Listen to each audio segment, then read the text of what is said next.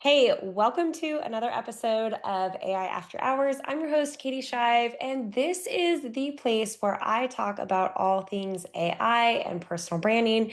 And today I'm going to go a little off script because this episode is going to be heavily focused on branding and storytelling and not as heavy about AI. But since it's my little corner of the world and you're here for AI and branding, I really hope that you will hang with me to the very end because I promise today's topic is really good. So, one thing I notice when it comes to a lot of the content that I see online is people are great about being literal, but they don't do a great job telling stories.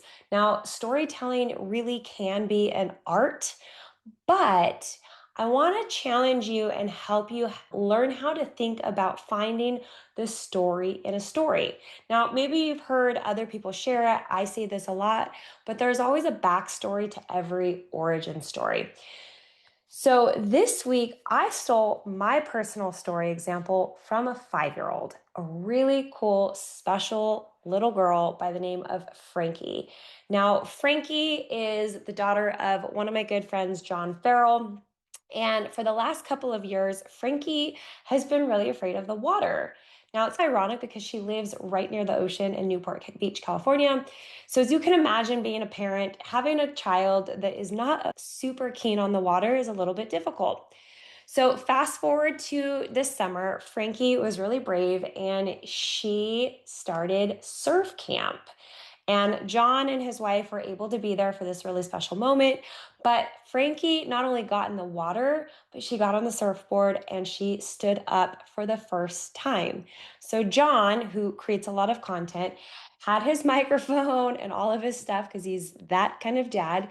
And when she got out of the water, he thought it'd be really cool to interview Frankie and hear about the story from her perspective. Now, John, in fun dad daughter mode, is interviewing Frankie.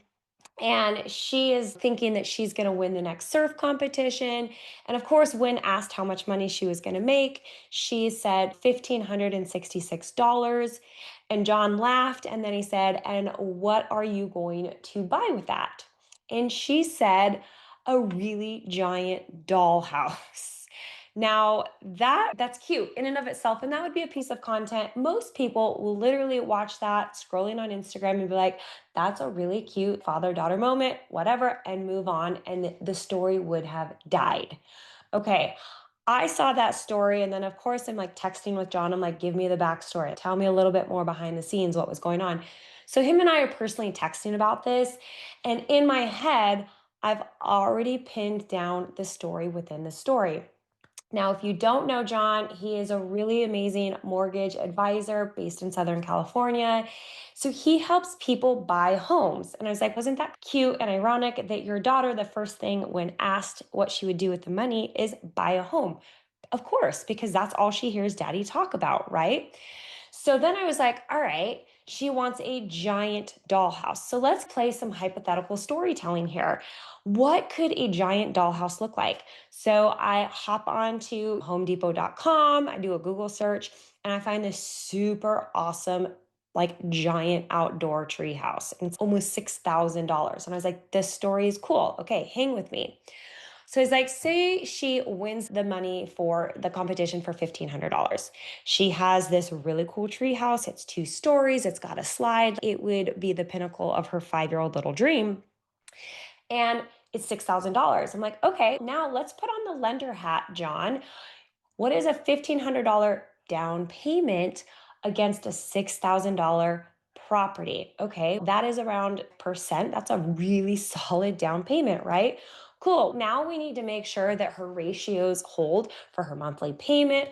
Okay, the problem is she's 5 and her monthly allowance, let's say, is $20. So her down payment could get her to pre approval, but the math doesn't math. The monthly payment doesn't math. What is the story inside the story? Now you can write a newsletter. You could send this out to your realtors and you could frame this cute personal anchored story and then share, hey, I see this a lot with my clients. They might come in, they might have gift funds, they might have down payment assistance. The down payment usually isn't where a deal dies. A lot of times it's in debt ratios and it's in the monthly payment. And so that is exactly what I did with my own daughter. And we quickly realized that the math doesn't math. Now, if you're a realtor partner and you're working with me, this is the exact kind of education and coaching that every single one of my clients get. So if you send a referral to me, I'm not just going to slap a pre-approval on it and send them on their merry way. I am really going to make sure that the math maths. My conviction, I wholeheartedly believe that getting into the wrong house is worse than not getting into a house at all. Okay, do you hear how that story reads, right? This is the story that John and I were back and forth coaching on. The cool part is John and I had done his brand book together. So we had worked through his core convictions, which is that getting into the wrong house is worse than not getting into a house at all. So now he's able to take his anchored core statement, weave that into this story about how he approaches every single one of his client consultations. He's able to mirror that back to his business partners via an engaging email. And this now is no longer a boring, stuffy email about a client consultation. It's now has a strong hook with a personal story. What does that story allow his readers to do? Learn about John. He's a dad. He's got a small daughter. She was afraid. He happened to experience this moment. So now you're building connection because everybody reading that wants Frankie to win this competition and get this Barbie dream house, right? So now you've built this connection. What I want you guys to take away from this is what started as a story on Instagram and could have lived and died in a cute reel was able to be taken off that platform and now brought into John's email ecosystem. So we're taking one piece of content, we're able to reformat it both from the story and the platform, going from short form to long form, from social media to email, from a general audience to a focused audience. And we're keeping the same message, which is simple and it's human. This is how you create good content that people will actually want to read. So, if you want to see what John's Instagram video is, and if you want to see the exact copy that I helped him write based on those two use cases, I will put the link in the show notes below. You can send me a DM and get that access to see what that is like. But the takeaway that I want you to have from today's episode is every story has a backstory. And I want you to start thinking about your content, not just in a literal sense, but I want you to think about it is how can I take this story and turn it into another story and kind of bridge that human element with my business element? How can I take it from short form to long form? How can I take it from a social media platform to an email platform or de-platform? Because here's the other thing, you don't own the algorithm for Instagram or LinkedIn or any of the other platforms. They could change that at any minute. But if your goal, like Daniel Priestley says, is to create a marketing playground with content, now you're producing multiple pieces of content in a lot of different areas. So you have some of your readers that might read long form content, you have some people that are scrolling, and you connect your links between email and captions and what have you.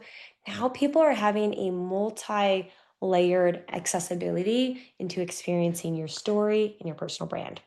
All right, I hope this hit with you today. All of the show notes and everything is going to be linked below.